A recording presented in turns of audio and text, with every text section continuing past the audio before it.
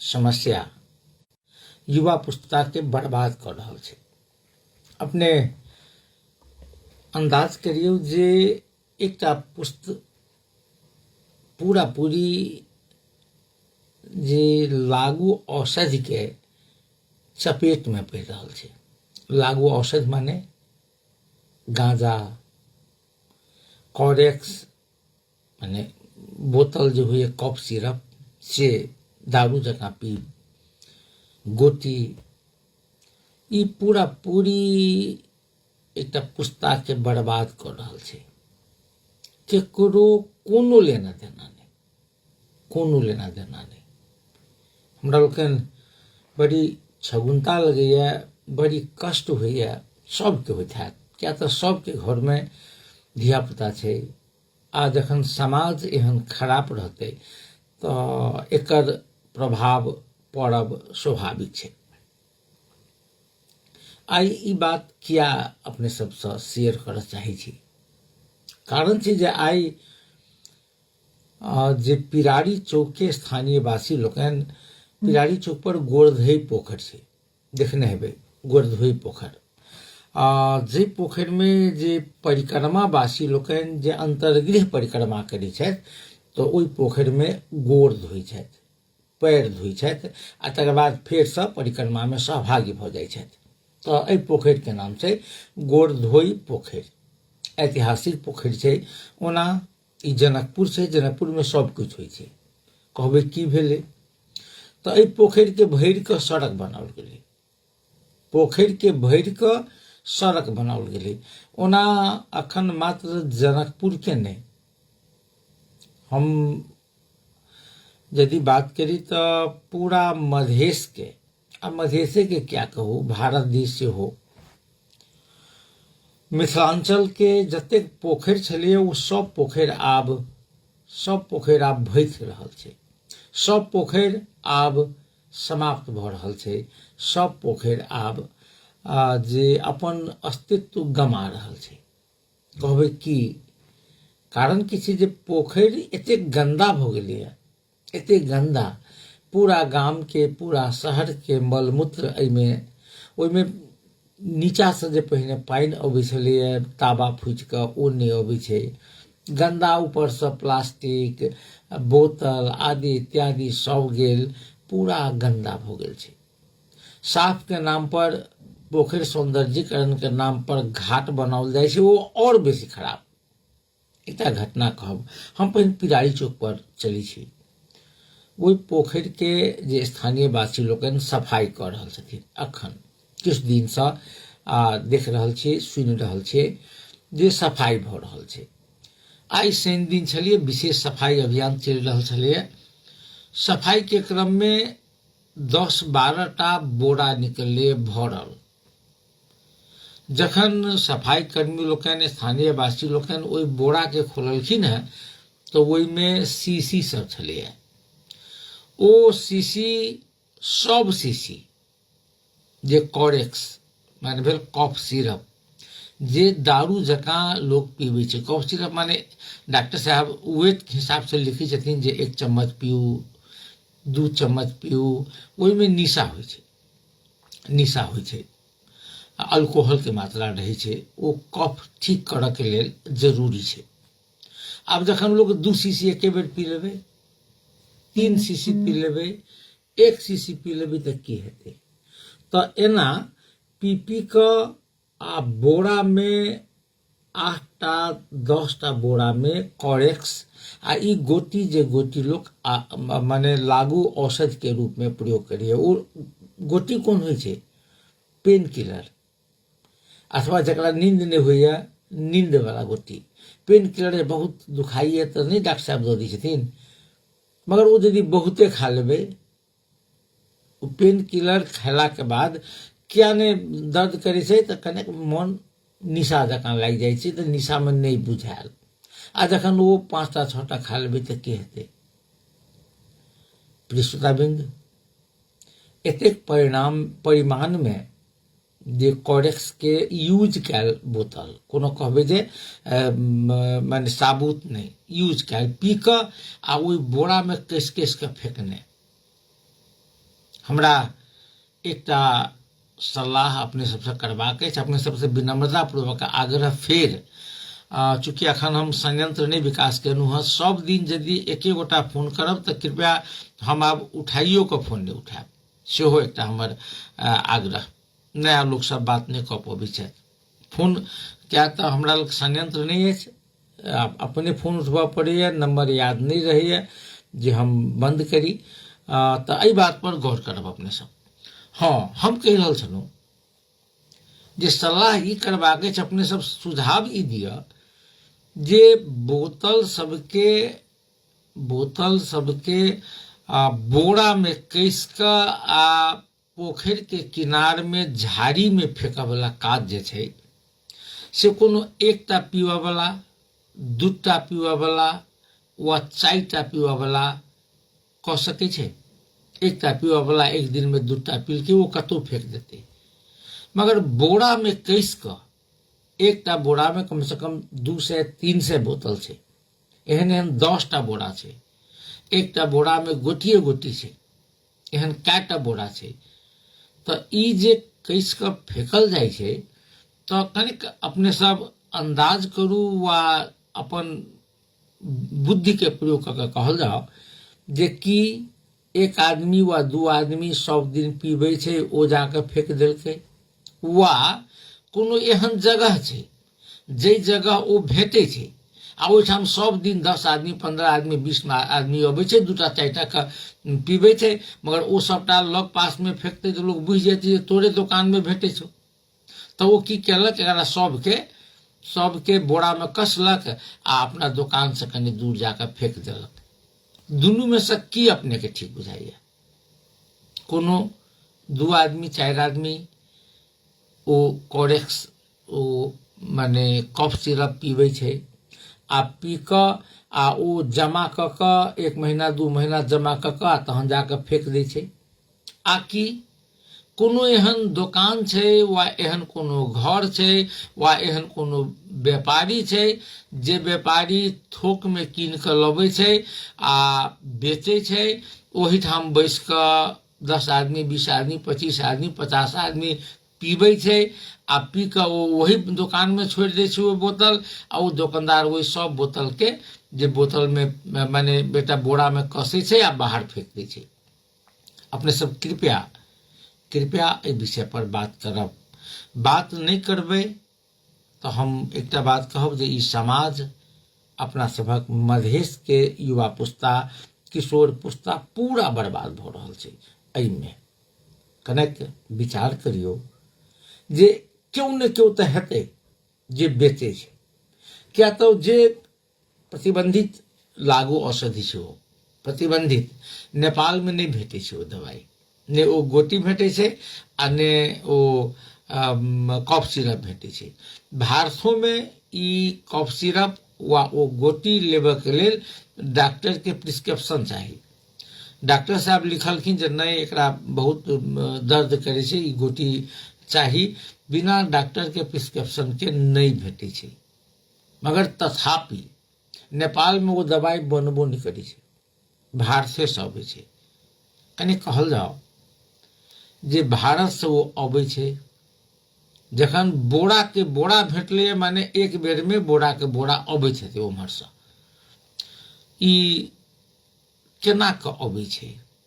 अपने जतेक बॉर्डर छै सब बॉर्डर पर देखै छै अपना से सबसे पहले भेटा सशस्त्र जठी के बात करू, जखने बॉर्डर क्रॉस करबै तऽ 3टा 4टा रहत एना के लगेने सशस्त्र भेटत, ओहिठाम पूरा चेक चाक करत।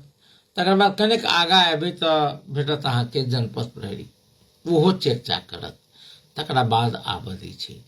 सब बॉर्डर पर यह अवस्था छै। तो सब बॉर्डर पर यह अवस्था छै तऽ बोरा के बोरा ओ कोरेक्स, ओ टेबलेट, नाइट्रोपाम की कथी कहै छै हमरा नहीं बुझल है, तऽ ओ केना कबै छै, के लबै छै? प्रिय श्रोताबिंद, 1 2 3 अपने ध्यान देबै जे यदि कोनो प्रहरी चौकी में असै छै प्रमुख माने इंचार्ज, तो वो असैयो के घुमा रहे छै। इंस्पेक्टर के घुमुआ रहे छे, डीएसपी के घुमुआ छे, एसपी के घुमुआ छे, एसएसपी के घुमुआ छे, डीआईजी के घुमुआ छे, आईजी के घुमुआ छे। घुमुआ के काज छै जे एहि तरह के क्रियाकलाप जो कतौ गलत क्रियाकलाप हो छै तकरा बारे में सूचना दी आ एकरा पर एक्शन करी। तो केहन सूचना संयंत्र छै नेपाल पुलिस के जे पिरारी चौक पर 12-12टा बोरा में कोरेक्स के बोतल आ ई नाइट्रोपाम की कथी कहे छै वो टेबलेट के माने बोरा में भेटले है। ओ कतऽ से एलै, के लेलकै, के प्रयोग करे छै तकर जानकारी पुलिस के नहीं छै। एहिठाम के मुख्यमंत्री जी, गृह मंत्री जी मधेश के ई शहीद माने शहीद रत्न बढ़थिन, ओ 2-2 लाख रुपया माने बेरोजगार युवक के बढ़थिन, 1.5 लाख रुपया देथिन ओ माने किसान सबके दियो जे अहाँके अधिकार नहीं है तैयो दियो अहाँ कागजे पर, कोनो बात नहीं। मगर पूरा युवा पुस्ता बर्बाद भ रहल छै, तेकरा वास्ते अहाँ लग की योजना अछि, एकरा कोना के बचेबै? श्रोताबिंद, बाजब पड़त हमरे अहाँ के, किया तऽ ई समाज हमरे अहाँ के अछि आ जे बच्चा ओ प्रयोग कर रहल छै ओ हमरे अहाँ के बच्चा है। तो आब नहीं बजबै तऽ देरी भ रहल छै। कोनो राजनीतिक दल के एहिसँ कोनो लेना देना नहीं छै। राजनीतिक दल के चाही जे नेताजी अबै छथि एयरपोर्ट पर नारा लगबा वाला के हेतै, झंडा ल के मोटरसाइकिल पर जाय वाला के हेतै, वह युवक सब रहे छै। जे युवक कोरेक्स वह मात्र नहीं ओहो सब रहे छै, क्या तऽ एकरा काज नहीं छै। एकरा बारे में क्या बजते एठाम के नेताजी, क्या वो चुनावी नारा बनते, क्या वो वोट के माध्यम बनते? ई अपने आप में एक बहुत पैघ समस्या छै। मधेश के में तो और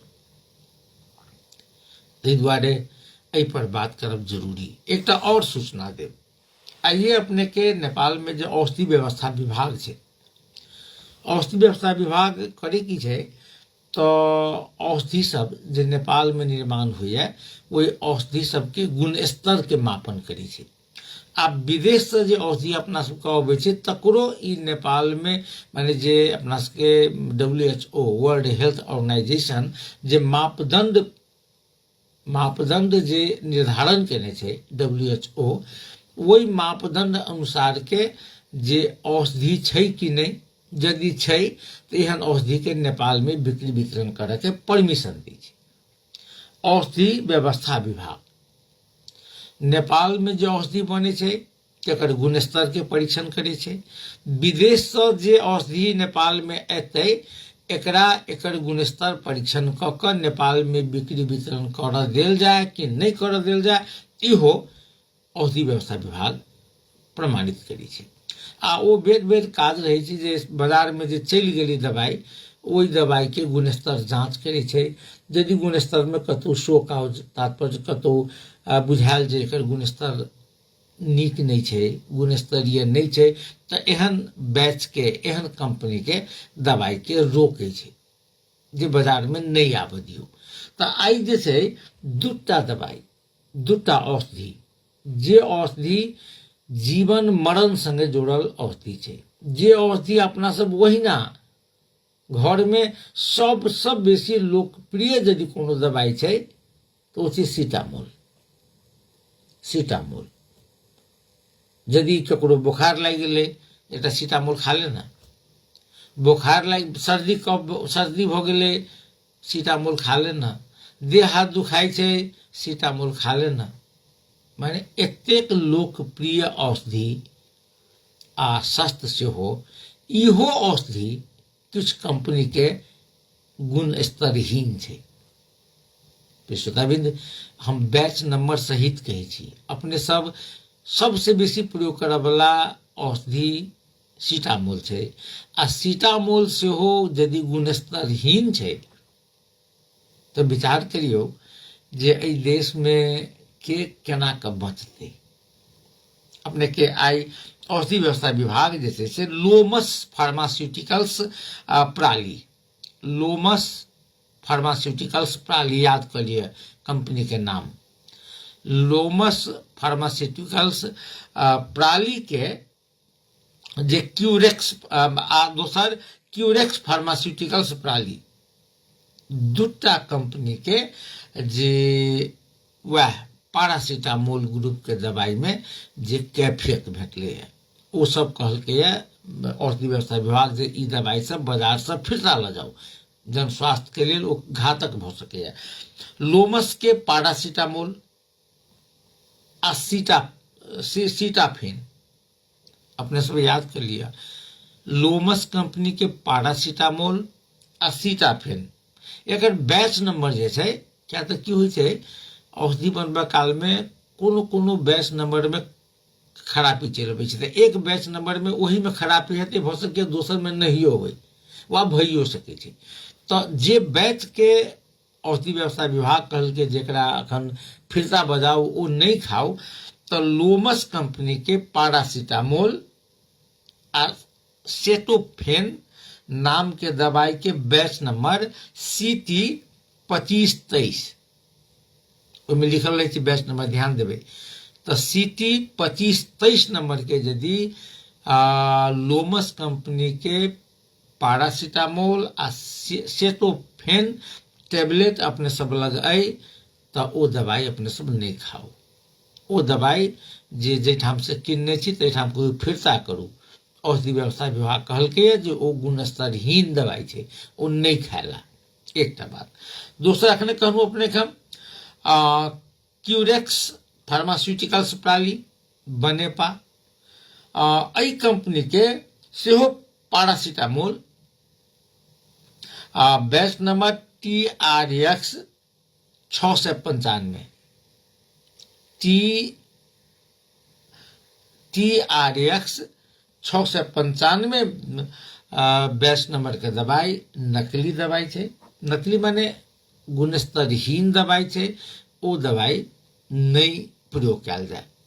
ओना ओ धोखाधाकी बन जाय छै, आकि नाफा के लेल कंपनी सब जान के बनबैया, भगवान जाने, ई हम नहीं कह सकै छी। मगर एकटा बात छै, जखन बड़ी सुंदर एकटा शेर छै अपने के उर्दू शायर के, बहुत पहिने रही हम सुनने, कही थी जे घबराए हुए लोग कहते हैं किधर जाएं, घबराए हुए लोग कहते हैं किधर जाएं, अब जहर भी नहीं असली जिसे पी जाए।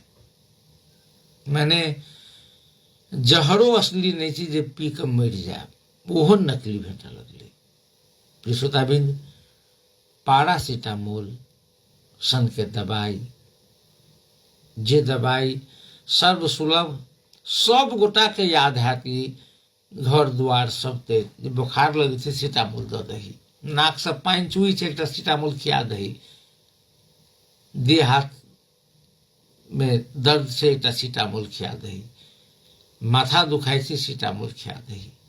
ओ दवाई यदि गुणस्तरहीन होय तो आब की कहू, माने जहर भी नहीं असली जिसे पी जाए। तो ई अपने सबके हम फिर से एक बेर बैच नंबर कही छी। सबसे पहले जे लोमस फार्मास्यूटिकल्स प्राली के पैरासीटामोल आ सेटोफेन बैच नंबर CT 2523 ओ गुणस्तरहीन छै।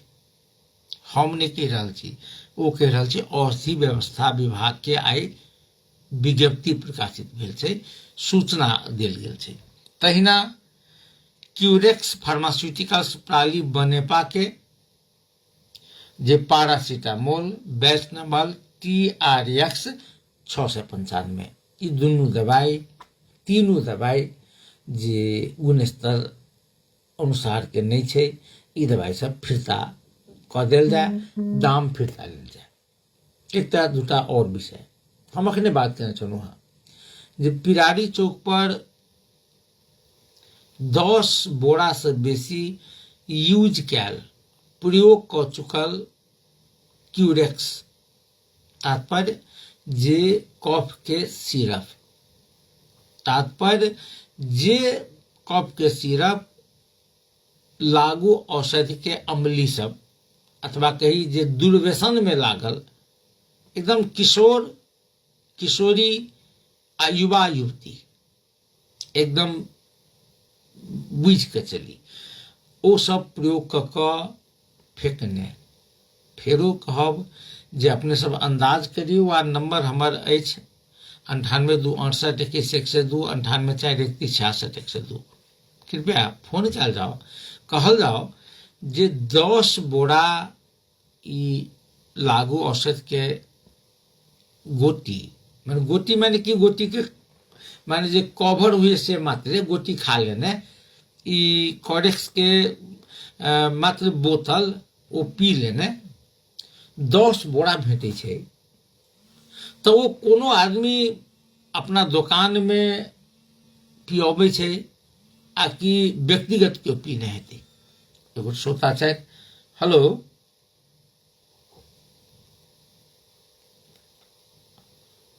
हेलो श्याम बाबू जी जी प्रणाम सर प्रणाम प्रणाम कुशल जी ने जी ठीक है सर अपने के खबे नवीन का अपने हम सार्वजनिक करत ध्यान आकर्षण भेल तो हमरा कहबाक अछि जे पूर्ण विकृति देश के प्रत्येक क्षेत्र में छै एकोटा क्षेत्र से देश के मधेश के कहल जाए संपूर्ण देश के कहल जाए संरक्षण करे के कोनो ठाम किनको उद्देश्य नहीं छै हम एक सामान्य अपने के उदाहरण दे रहा छी निर्वाचन भए नया सरकार आबि जेतै सब समस्या समाधान करतै बाहर के लक्ष्य छै दोसर किनको नहीं सर समस्या जी छोड़ जाए एक उपज सदस्य पक्ष किछु बजबाके नहीं छै कहै छै जे एहिमे अनावश्यक बढ़ता तो उनका ऊपर कार्रवाई हेतै सेहो सुनै छी खैर बात में हमरा सेहो पिकअप करऽ के नहीं छै ने गाँव पालिका के कोनो चिंता छै ने नगर पालिका के चिंता है ने उप महानगर पालिका के चिंता है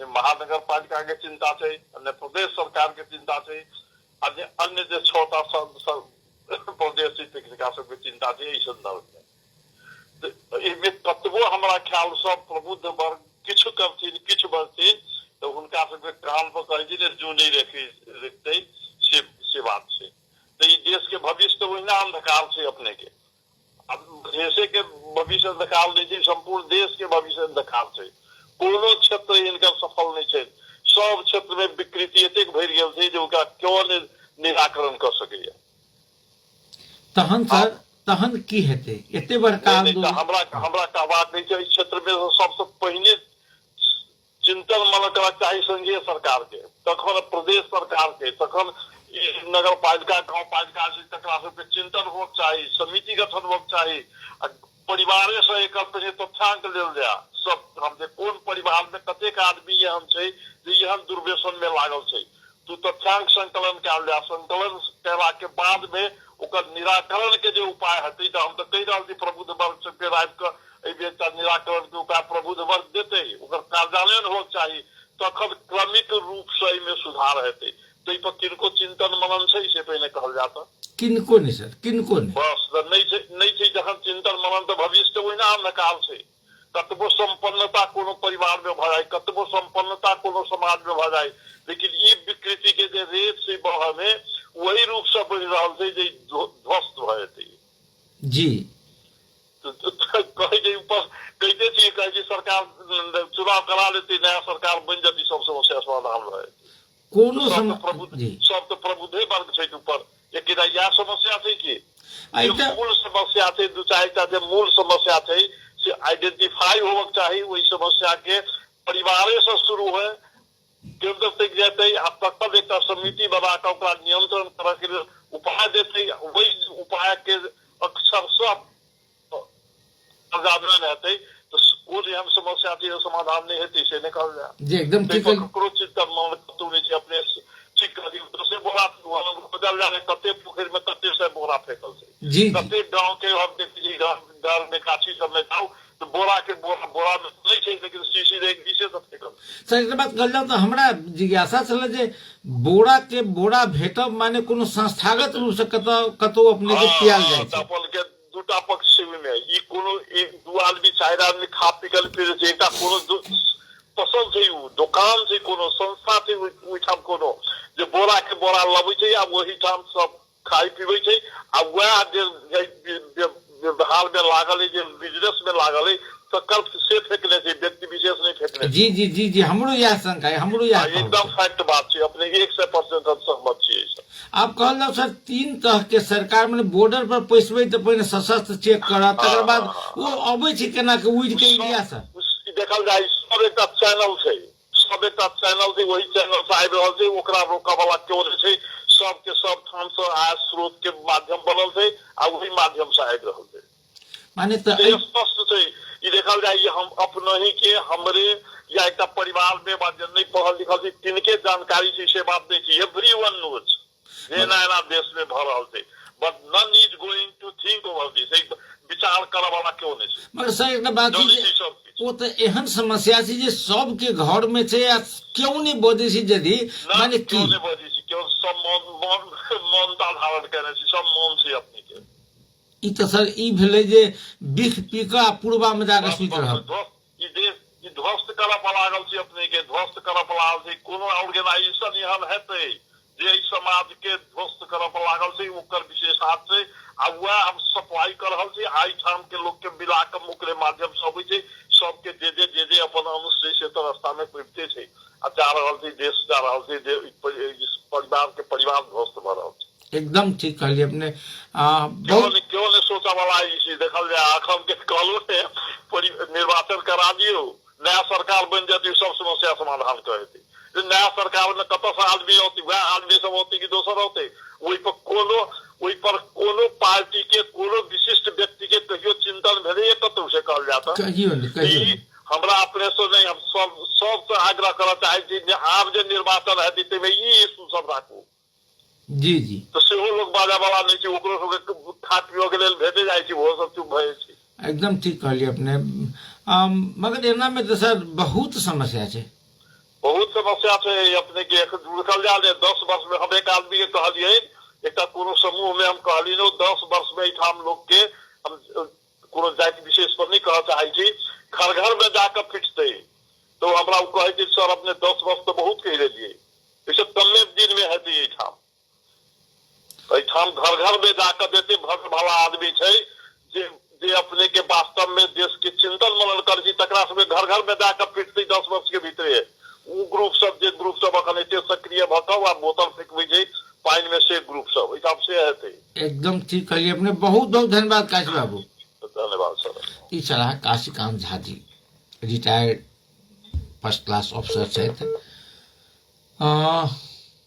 हम फिर एहि विषय पर बाजब जरूरी छै जरूरी क्या छै जे ई कोनो जनकपुर के पिरारी चौक पर भेलिए सएह बात नहीं छै अहाँ गाम में जाओ तो गाम में भेटत मुरली चौक पर जाओ मुरली चौक पर भेटत भानु चौक पर जाओ भानु चौक पर भेटत अपने अखन क्या दिन कहलू हाँ जे चाह के दुकान छै तो ओहिठाम पाव रोटियो भेटै छै बिस्कुटो भेटै छै कतौ कतौ जे दहियो भेटै छै कतौ कतौ लस्सियो भेटै छै सिगरेटो भेटै छै आ सिगरेट गांजा भरल सिगरेट सेहो भेटै छै एकदम दिछदानी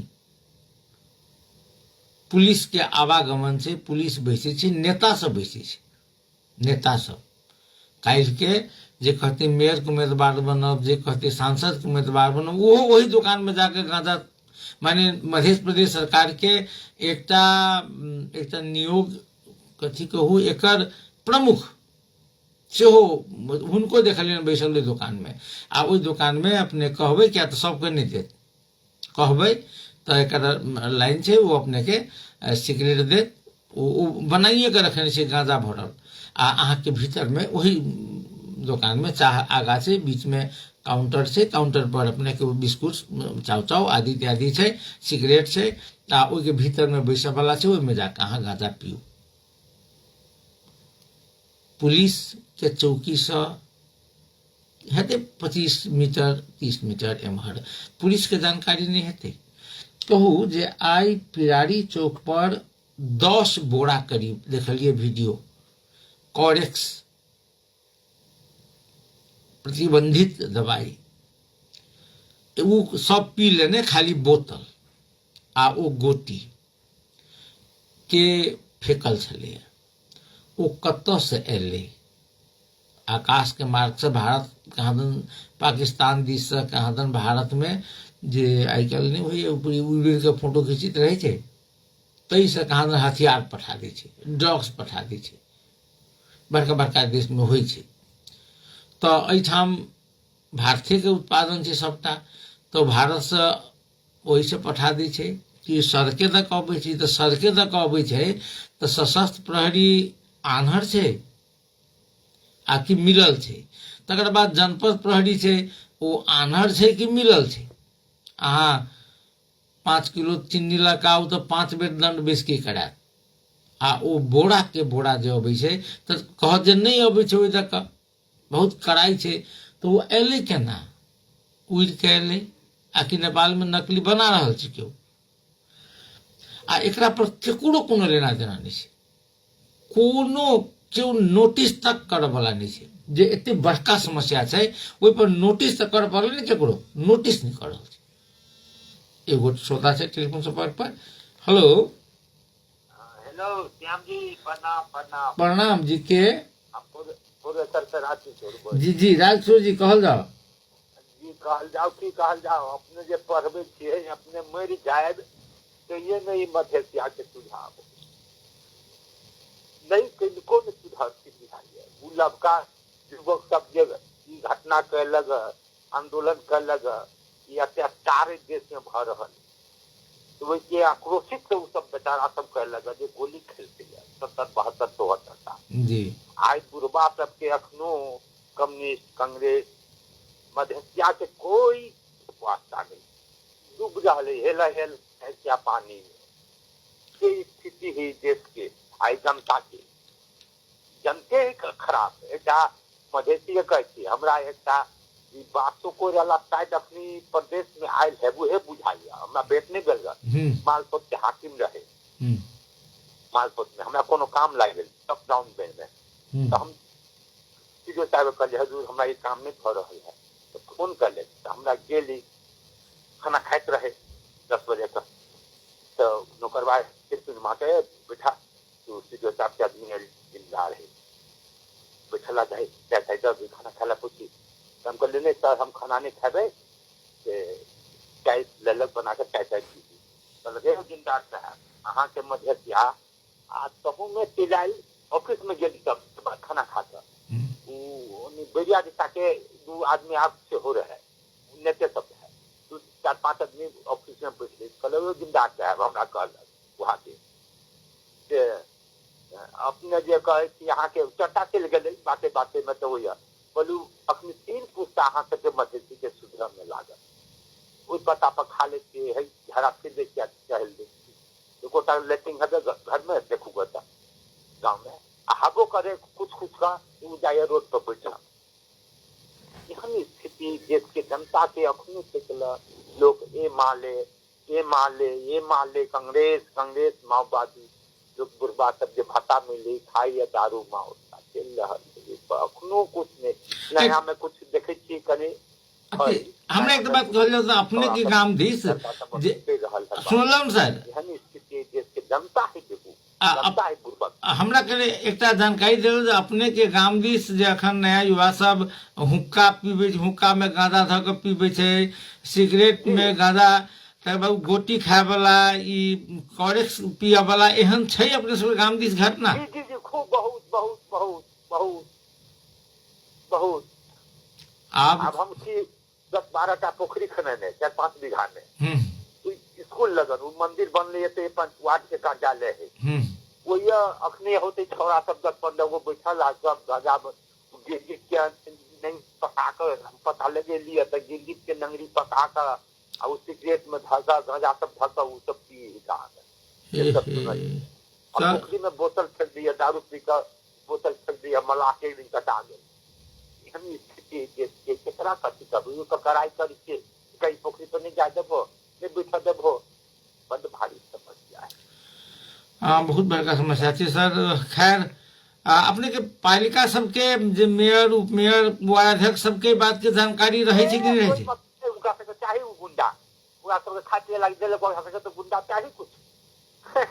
पूरा गुंडा कुछ चाही, बहुत व्यक्ति चाही वो आकर लागे। चलू चलू, बहुत बहुत धन्यवाद आशु जी। अपने प्रणाम प्रणाम। अपने सुनलिए कत जा रहल छी हम सब। एहि बीच हमरा सुभाष बीरपुरिया जी ओ बहुत सुप्रसिद्ध लोक गायक छै राज बिराज के, ओ लिखे छै जे समाजक चिंता किनको नहीं छै सर। सरकार आ समाजक लीडर सब हंसौते में लागल छै। एतेक मात्रा में कोरेक्स भेटलहुँ ओहो खाली। हम तो कहै छी सर सब गलेन में भर के कतौ पावर जाय छै। एकदम अहाँ के इहो कहब ठीक अछि। दोसर बात हमरा लिखे छै फिर गौतम शर्मा जी, श्याम जी प्रणाम। फिर ओहू साल अति विपन्न परिवार सब जार ठाढ़ में कठुएते कि नगर पालिका एवं प्रदेश सरकार कुछ प्रबंध केने छै कि से कनेक जानकारी करायब। अहाँ सब बतियाई छी, एगो श्रोता टेलीफोन संपर्क पर छै। हेलो हेलो, जय श्री राम सर। जय श्री राम जी। जय श्री राम। विषय तो बहुत बढ़िया आपने उसको सर सरकारें तो नया को नहीं तो हम के बात सकती कर। तो सुनू न, अपन जिम्मेवारी हम तो वह युवा सब साफ कल के तो भेटले है।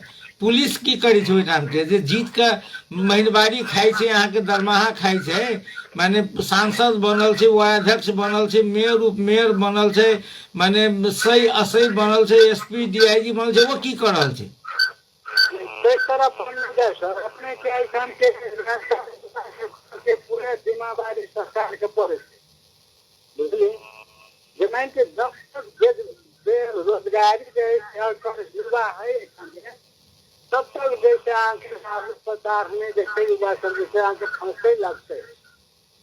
सुनू, हमार बात कनि बुझू। रोजगारी होते तखन जखन वो पढ़ते। वो 5 क्लास से गांजा पिए लगते, 5 क्लास से गोटी खाए लगते, तो वो पढ़ते कखन? रोजगारी के दे देगा? वो रोजगारी हेतु नेता के आगा पछा करते आ नारा लगेते। दोसर रोजगारी नहीं भेटे वाला छै, चाहे लोग के छीनते चाहे मोटरसाइकिल चोरेते। वही समय शायद हम अपने के कल कारखाना है ई 10 बरस वाला युवा जैसे अपने के गोटी खाई से बात नहीं तो उन्हें का बेसी हम तो अहाँ के जानकारी नहीं है, जानकारी नहीं है। 5 क्लास के विद्यार्थी 5 क्लास के विद्यार्थी सेहो सेवन करी छै। कते उम्र रहे थे एकर? 10 वर्ष 12 वर्ष। जैसे अपने के आरो सर होना चाहिए, मगर विशेष कर अपने के जिम्मेवारी सरकार के जैसे होना चाहिए। नियंत्रण तोरा के लागी सरकार को चलो धोखाधड़ी। 1 मिनट, जब धोखाधड़ी यहाँ जैसे जनता जोड़े जैसे हर हमेशा जांच करते रहे, धोखाधड़ी जैसे अपने के भाषण देते रहे, जैसे जनता के जैसे ठकत रहे, गलत अनुशासन अपने देते रहे, तो के जनता की अगाड़ी में बस जनता की बढ़ती। जनता देखे पाछा लागल रही छी। वोट देबा काल में जाइत ताकल लगे छी, मांस दारू के देबे से देखल लगे छी। जनता तो एकरे पाछा में लागल रही छी ना। सुनो ना, अपने के काल्हे का मुख्यमंत्री अपने ही विषय उठेने रहे जैसे कल के 2000 रुपया के सब विद्यार्थी के हम दे कितने लाख रुपया जैसे किसान सुन के देवे। ये तो गलत अनुशासन देना है भेले सर, जनता के ठगना ही भेले ना। ये बात ना बाजक है, ये बात आप बोले जनता के धोखाधड़ी बात सर। जनता के क्षेत्र तो वो जात कोई पार्टी के लोग वोट मांगा है सर, हम से जीतल वही पार्टी के लोग। तो अपन क्षमता कम से कम नेताजी एगो मर्यादा पद हो, अपन मर्यादा भीतर में रह के कम से कम जनता के जो शासन। चलो चलो, बहुत बहुत धन्यवाद, बहुत बहुत धन्यवाद। आप हम सब टेलीफोन नहीं ले, चूंकि हमारा सब लग समय नहीं है साहब। हम फिर आप बात तो करी छी जे ये है बात खाली करू, कारण की छै जे ई एहन समस्या छै जे गाम गाम ऐसे आक्रांत छै, आ कोनो गाम में जे ऐसा प्रतिस्पर्धा करय के लेल, एकरा रोकय के लेल कोनो गाम पालिका वा वार्ड वा सीमा पर जते छै यहाँ के क्षेत्र, क्या तो सीमे तक अबैत हेतै ने, ओहि पालिका के कोनो लेना देना नहीं छै। हमरा लिखे छथि गौतम जी जे फिर एहि साल विपन्न परिवार के जार में कम्मर भेटतै कि नहीं भेटतै। यौ जी ई बात सत्य छै, जकरा लग नहीं छै तकरा कम्बल भेटऽ चाही, मगर कम्बल 500 रुपया के कम्बल के 1000 1500 बिल बनते, 50 गोटा के बंटते, 500 के बिल बनते, आमदनी हेते मेयर प्रशासकीय अधिकृत कर्मचारी के। एकदम बुझ लिया, कम्बल आब बहुत बड़का विषय नहीं है। क्या नहीं है विषय, तो कम्बल बहुत कम पर आप सब साल बटाई छे, एक से संस्था बटे छे। अरे वही व्यक्ति के काज लगावे के काज कराऊ ना। हाँ, जे असक्षम छे शारीरिक रूप से मानसिक रूप से, जे काज नहीं कर सके हुनका सबके देल जाए। तो साले साले कम्बल फटे छे, साले साले कम्बल नहीं ना फटे छे। केकरा देली पोरका साल एमरी बेर के बाँच गेली पोरका तेकरा एमडी देबे, वा कौन कौन संस्था केकरा केकरा दिल के। कोनो पालिका लग एकीकृत रिपोर्ट से जे रेड क्रॉस कथी कथी बटल के, सेव द चिल्ड्रेन कथी बटल के, नगर पालिका कथी बटल के, वार्ड की बटल के छै केकरो लग। आ ई जाड़ में कम्बल, गर्मी में पंखा, आ बरसात में की, ई सबटा हमर स्पष्ट मान्यता है। ई माने भेले जे आम जनता के कोढ़ी बनाब। कोढ़ी माने की, जे काज नहीं करऽ चाहिए तेहन बनाब। नहीं तो आई के दिन में कम्बल जे आदमी कोनो काज करी छै कम्बल कीन सके, पहिने जकाँ नहीं ने छै। ताहि दुआरे ई दऽ कऽ ने अहाँ कहियौ जे शिक्षा जे छै, माने सरकारी शिक्षा के गुणस्तर केना के बढ़ते।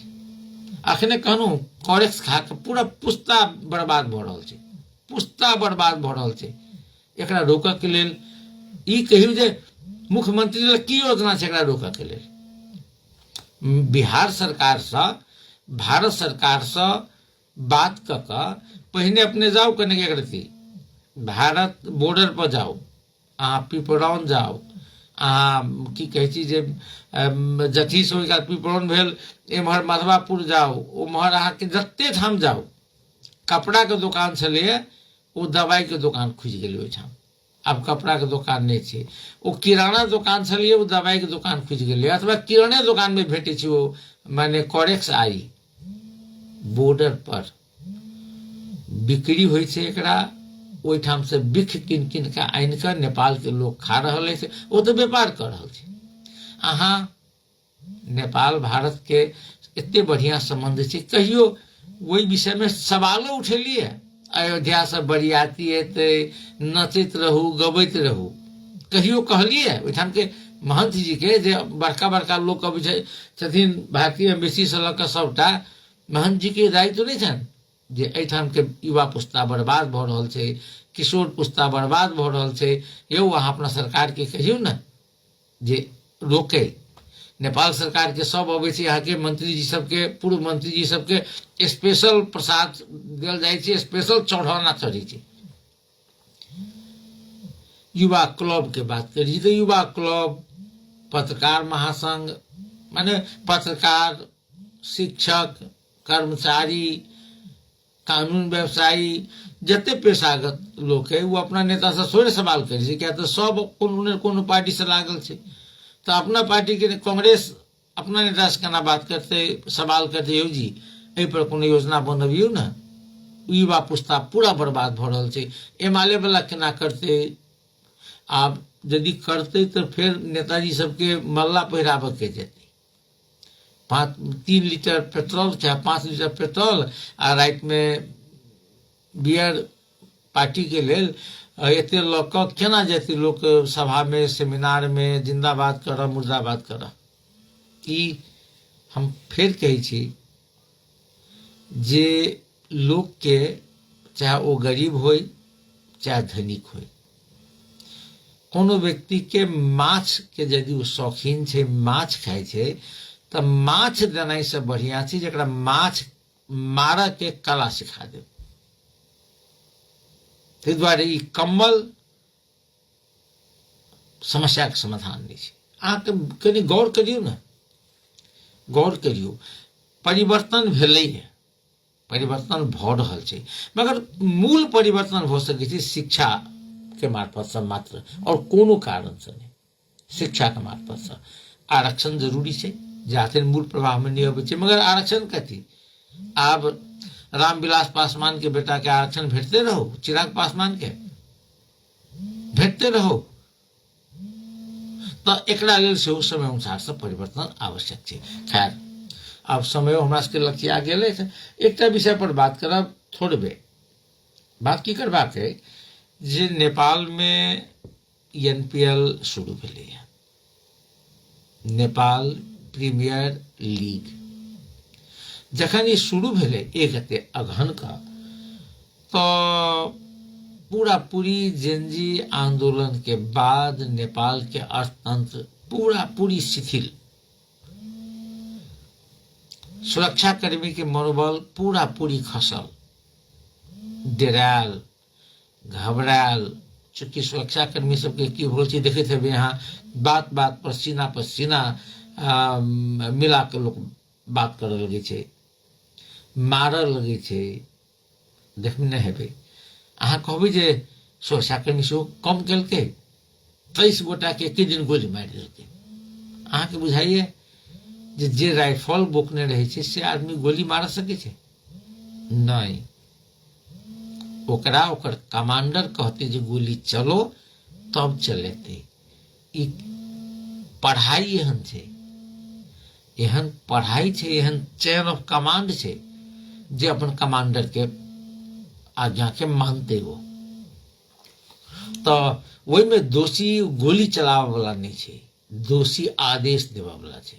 के कहल कि जे कोई बच्चा सबके 13 वर्ष से लऽ 48 वर्ष उमेर समूह के बच्चा के छाती पर, कनपट्टी में आ मूड़ी पर गोली चलावला दोषी ओ छै, ओ सुरक्षाकर्मी नहीं छै। यदि वो नहीं चलेते अगर नौकरी चल जेते, आ वो नौकरियों जा से बड़का छै जो माने फौज के तालीम, एकर अपन डिसिप्लिन, एकर अपन माने जे नर्सरिंग जे छै एकर, ओ सिखबै छै जे अपन कमांडर के आज्ञा फॉलो करू। ओ इहो तर्क नहीं कह सके ओ जे नहीं गलती बात छै वा ठीक बात छै, इहो तर्क नहीं कह सके सीधा। हाँ, तकरा बाद वा ओइसे पहिने ही जे एना करऽ के छै ओहि में तर्क कह सके, मगर फील्ड में नहीं कह सके। तैं मगर वही पुलिस पर जे तरह राइफल छीन कऽ, गाइड पढ़ि कऽ मनोबल खसल छै, एहन समय में एनपीएल शुरू होइ छै। अपने के जानकारी कराबी, हमरा रिपोर्ट देखे छलियै नया पत्रिका में छपल छै जे एनपीएल के कारण से कम हजारों व्यापारी के व्यापार एकदम दनादन चल रहा है। हजारों व्यापारी के कीर्तिपुर क्षेत्र में पूरा मेला लागल है, ठेला पर, एहि पर, ओहि पर, आ डेली 15,000 आदमी डेली जाइ छै। 10,000 तो सीटे छै, तो 15,000 जाइ छै। एकर 3-4टा एस्पेक्ट पर ध्यान देबै। एक तो की छै जे एनपीएल सन के जे राष्ट्रीय खेल छै, ओ राष्ट्रीय एकता के सुदृढ़ करै छै।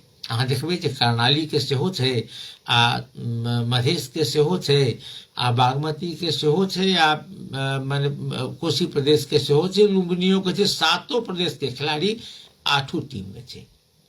सब मूल के लोग, पहाड़ियों छै, मधेसियों छै, थारुओ छै, माने आदिवासियों छै, जनजातियों छै, खसो आयर छै, सब छै। एक किस्म के माला बनल छै, जे राष्ट्रीय एकता के लिए बहुत सुंदर बात छै। ई देख देशी विदेशी पर्यटक आबि रहल छै, पर्यटन उद्योग के लाभ भेलै है। तकर बाद अहाँके कही जे पूरा निराश युवा पुस्ता में एकटा आशा जगलै जे नहीं, खेल का सेहो जियल जा सकैए, खेल का सेहो जियल जा सकैए।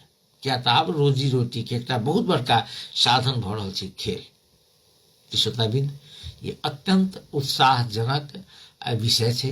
कैन के एकरा लेल बधाई देबाक चाही। नेपाल सरकार जे आयोजन केलक, ओना ई जे स्टेडियम बनलै, वो स्टेडियम बनक प्रारंभ केपी शर्मा ओलिए जी के कार्यकाल में भेल रहे, तो हुनको बधाई देबाक चाही। नीक काज भेलैया। कम से कम 7टा प्रदेश में एही प्रकार के स्टेडियम अवश्य निर्माण हो, जे विद्यार्थी सब, खिलाड़ी सब नीक से नीक कऽ सके। अपने बेर बेर हमरा रहिए मैसेज अभी जनकपुर बोर्ड्स के बारे में किछु नहीं कही छी। हम कहलू ने जे खेल छै, खेल छै, खेल में अपन प्रतिभा तो छैहे। तकर बाद समयो एक किस्म के विषय छै। कहियो काल के भाग्यो, कहियो काल के तालमेल आदि इत्यादि नहीं मिली छै। आई तेसरो गेम जनकपुर बोर्ड से हारि गेल। तेसर लगातार जे जनकपुर बोर्ड से पहिनका खिताब विजेता NPL जीतल रहे, ओ अखन तक 3टा में से एकोटा खेल नहीं जीतल है। ई बढ़िया नहीं छै। खैर, अखनो संभावना छै, चूंकि 8 टीम के एक दोसर से हेतै, तो देखी जे की भऽ रहल छै। मगर NPL नेपाल के राष्ट्रीय एकता, पर्यटन प्रवर्धन आ खिलाड़ी सबके जे माने कैरियर, ओहि सब के लिए बहुत नीक सनेश लऽ आयल छै। समय समाप्त होइए हमरा सबके। काल्हि फेर बातचीत करब। अखन विदा देल जाओ। नमस्कार, शुभ रात्रि।